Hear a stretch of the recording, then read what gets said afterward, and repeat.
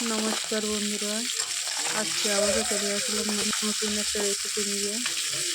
আজ পুকুর থেকে অনেকগুলো কই মাছ ধরেছি, দেখো কত বড় বড়। আজকে এইগুলো দিয়ে ঝাল করব। প্রথমে কই মাছগুলো সব ভেজে নিয়েছি আর পেঁয়াজগুলো কেটে নিয়েছি। পেঁয়াজ টমেটোগুলো কড়াইতে তেল গরম করতে দেব। তেল গরম হয়ে এসছে, রসুন কুচি দিয়ে দিলাম। দেওয়ার পরে আদা কুচি দিয়েছি। দেখো সবগুলো একসাথে ভালোভাবে ভেজে নেব।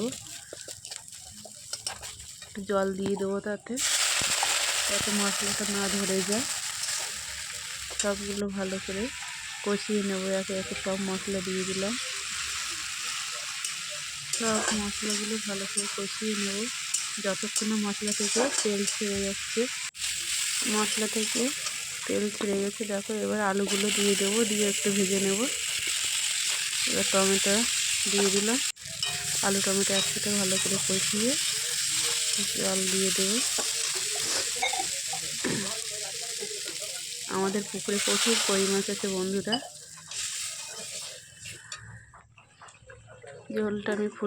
ঝোলটা ফুটিয়ে নিয়েছি। এবার কই মাছগুলো দিয়ে দিলাম, দিয়ে ভালো করে ফুটিয়ে নেব।